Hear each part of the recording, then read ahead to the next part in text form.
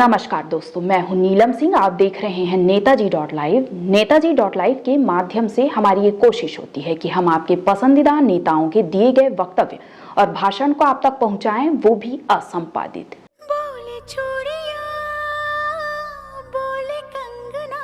चूड़ी और कंगना महिलाओं के हाथों के श्रृंगार की दो सुंदर प्रसाधन सामग्री है।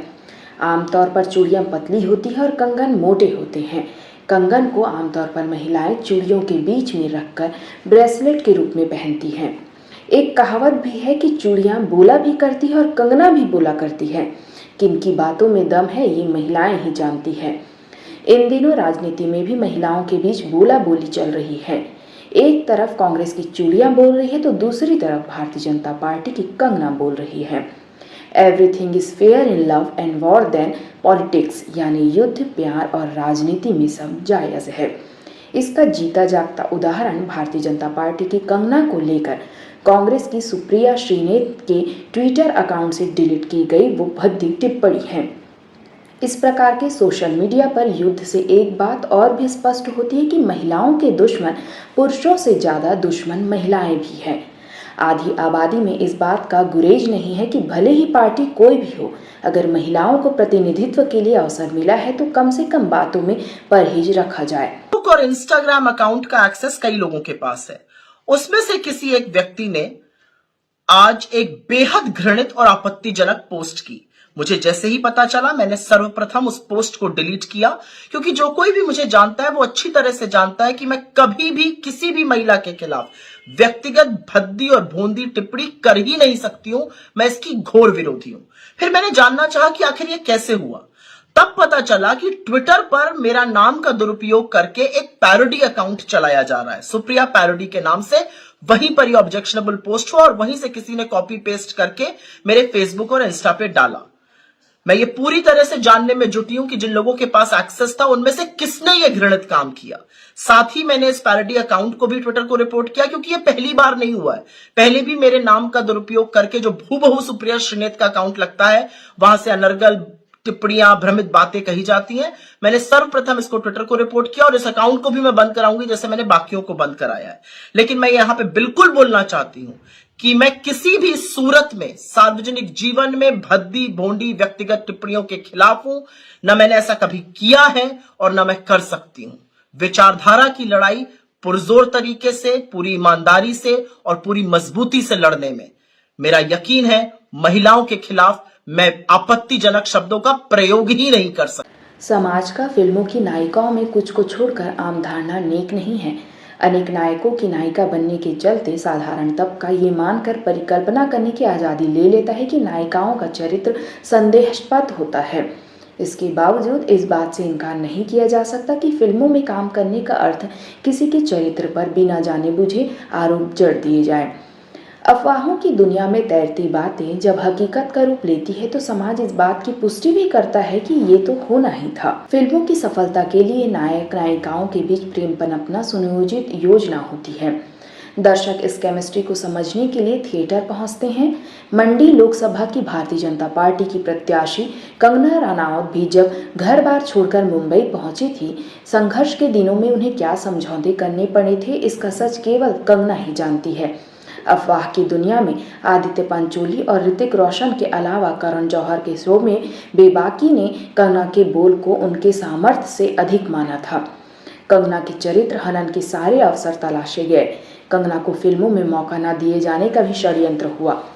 अपनी बेबाकी का खामियाजा भुगतने की बजाय कंगना ने विकल्प खोजे और उन्होंने मणिकर्णिका जैसी फिल्म बनाकर बॉलीवुड माफिया के खिलाफ शंखनाद करके बता दिया कि कंगना को कमजोर समझना गलत बात होगी। कंगना ने अपने को सुरक्षित करने के लिए राजनीति का सहारा लिया और हार्डकोर टिप्पणी के जरिए मोदी और भारतीय जनता पार्टी के समर्थन में खड़ी हो गई। उद्धव ठाकरे की सरकार ने प्रतिशोध की राजनीति के रास्ते अपनाए। कंगना का घर तोड़ा और स्थिति ये ला दी कि केंद्र सरकार को कंगना को सुरक्षा देना पड़ गया। राजनीति का अपना एक लोचा भी है कि अगर आप एक पक्ष में खड़े होंगे तो समूचा विपक्ष आपकी घेरेबंदी में उतर जाएगा। राजनीति में महाभारत जैसा सिद्धांत भी नहीं है कि रथी से रथी और महारथी से महारथी लड़ेगा। यहाँ कौरव सेना के युद्ध अभिमन्यु को मारने के लिए सारे छल प्रपंच कर सकते हैं। कंगना को मंडी से टिकट मिलते ही गैर भाजपा पार्टियां स्तरहीन टिप्पणी करने के लिए सोशल मीडिया में उतर गई। जो टिप्पणी की गई उनका उल्लेख करना वाजिब नहीं है, लेकिन जिस तरह से कांग्रेस की सुप्रिया श्रीनेत ने अकाउंट में लिखा कि वह एक महिला का दूसरी महिला के प्रति दृष्टिकोण को सामने लाता है। राजनीति में जीत हार का निर्णय मतदाता करते हैं। कंगना को मंडी के मतदाता चुनते हैं या नहीं चुनते हैं ये तो 4 जून को पता चलेगा, लेकिन एक महिला के प्रति विपक्ष के नेताओं नेत्रियों की भाषा कैसी हो ये आधी आबादी के लिए विचार का विषय है। हमारे देश में स्त्रियों के पार्टी धारणा के लिए मैथिली शरण गुप्त ने लिखा था, हाय अबला जीवन तेरी यही कहानी, आंचल में दूध आंखों में है पानी। इसके पलट मेरा लिखना है कि हाय पुरुष जीवन तेरी यही कहानी, नाक के नीचे मूंछ मुंह में पानी। लेकिन राजनीति में महिलाओं के प्रति महिलाओं का नजरिया सोचनी है। तो ये मेरा सौभाग्य है। देखिए, ये मेरी जन्मभूमि है और मेरी जन्मभूमि ने मुझे वापस बुलाया है। मेरे अपनों ने, मेरे लोगों ने मुझे वापस बुलाया है और मैं उनकी, अगर मुझे चुनेंगे मैं उनकी सेवा में तत्पर रहूंगी, इसमें कोई दो राय नहीं है। मैं एकदम भाव विभोर हूं। आप समझ सकते हैं कि मेरे लिए और मेरे परिवार के लिए कितना भावनात्मक ये दिन है। हमारे जो राष्ट्र प्रेसिडेंट हैं जेपी नड्डा जी, जो कि हमारे हिमाचल से ही हैं, उनका मैं दिल से आभार व्यक्त करती हूं। अनुराग ठाकुर जी ने भी मेरा बहुत सहयोग दिया है। हमारे जो एक्स सीएम हैं जयराम ठाकुर जी, वो भी मेरा बहुत अच्छा मार्गदर्शन करते हैं। हमारे जो होम मिनिस्टर जी हैं अमित जी, वो मेरा बहुत अच्छा मार्गदर्शन करते हैं। मैं उनकी सदैव आभारी हूं। और हमारे यशस्वी प्रधानमंत्री जो हैं, उनकी कृपा है हम पर, जो आज हमें ये इतनी बड़ी रिस्पॉन्सिबिलिटी जो मिली है, तो हम सबका धन्यवाद करते हैं।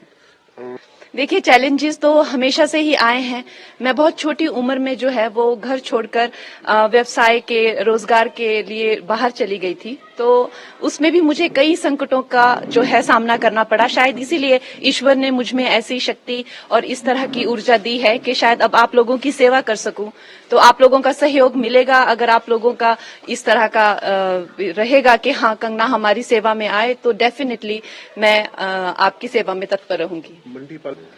वो मेरा मार्गदर्शन करने के लिए बहुत ज्यादा, जैसे दिलीप जी होगी, इस तरह के बहुत सारे लोग हैं जो मेरा सहयोग कर रहे हैं, जो दिग्गज हैं, जिन्होंने कई सालों से, कई दशकों से जो संघर्ष में रत हैं, कार्यकर्ता हैं, वो मेरा मार्गदर्शन अपनी छोटी बहन समझकर मेरा मार्गदर्शन करेंगे और मुझे बताएंगे क्या क्या करना है। और ये हमारी पार्टी में जिस तरह का जो कल्चर है, आपको पता है कि आरएसएस का हो चाहे या तो हमारी जो भारतीय जनता पार्टी का जो कल्चर है, वो बहुत ही, सब लोग एक दूसरे को सहयोग करने में विश्वास रखते हैं। तो उसी सहयोग के चलते हुए मैं भी इनके पीछे पीछे चलूंगी और हम लोग विजयी रहेंगे। आपने देखा नेताजी.live में ये विश्लेषण। आगे भी हमारी ये कोशिश जारी रहेगी। इसी तरह हमारे चैनल में बने रहने के लिए चैनल को लाइक करें, शेयर करें और सब्सक्राइब करें। नमस्कार।